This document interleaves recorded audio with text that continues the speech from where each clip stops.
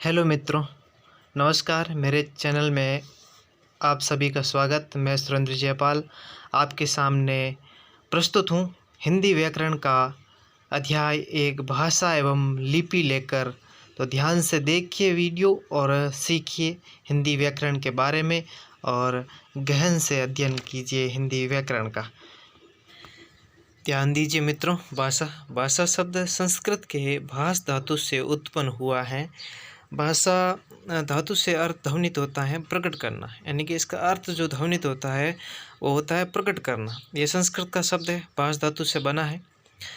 भाषा की अगर परिभाषा देखें अपन, तो भाषा वह साधन है जिसके माध्यम से हम सोचते हैं और अपने भावों या विचारों को व्यक्त करते हैं।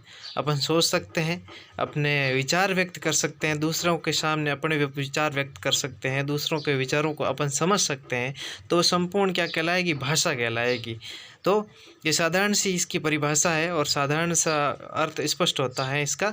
भाष धातु से बना, इतना ध्यान रखना अपनों कि संस्कृत के भाष धातु से शब्द बना जो भाषा कहलाता है, यानी भाष धातु, और उसका अर्थ होता है प्रकट करना।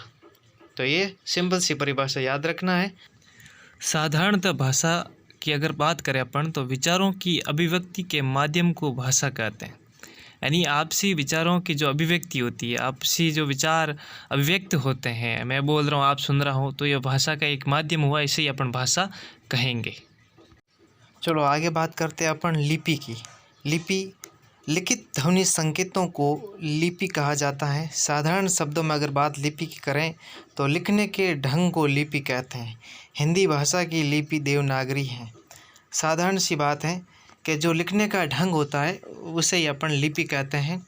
जिस प्रकार हिंदी भाषा को लिखा जाता है, और हिंदी भाषा बहुत ही वैज्ञानिक भाषा है, और इसकी लिपि जो संस्कृत की लिपि देवनागरी है, वही हिंदी की लिपि ही देवनागरी है। इसमें विभिन्न प्रकार के मत है इसके देवनागरी लिपि नाम क्यों पड़ा, तो इनकी बात अपना साहित्य के अंतर्गत कोई अलग वीडियो डालेंगे, उसमें बात करेंगे। लेकिन जो लिपि की बात है वह सीधी सी सिंपल सी बात है कि संकेत जो चिन्ह होते हैं उन्हें अपन लिपि कहते हैं।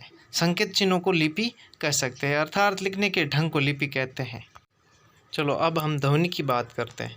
ध्वनि किससे कहते हैं? तो ध्वनि हमारे उच्चारण अवयवों से उच्चारित होने वाले अ, ई, उ, क, ख, ग आदि को ध्वनि कहा जाता है। फिर ध्वनि के बाद आता है वर्ण। तो ध्वनियों के लिखित रूप को वर्ण कहा जाता है।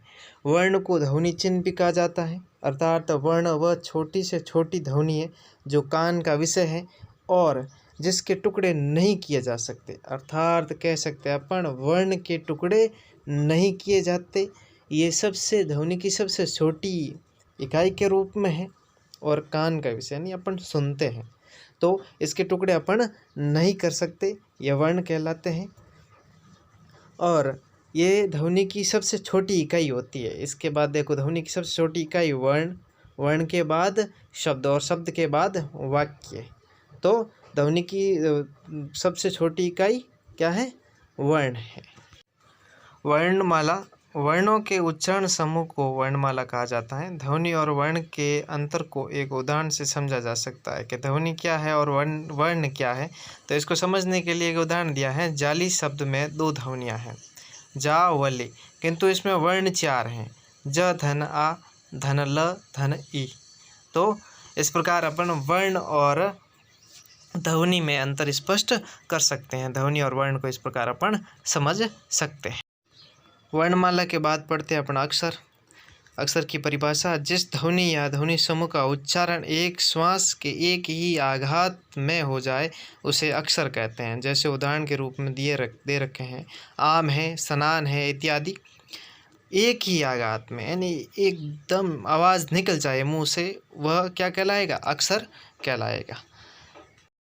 इसी प्रकार व्याकरण की जानकारी प्राप्त करने हेतु हमारे चैनल से जुड़े रहिए। धन्यवाद। पढ़ते रहिए। Best of luck.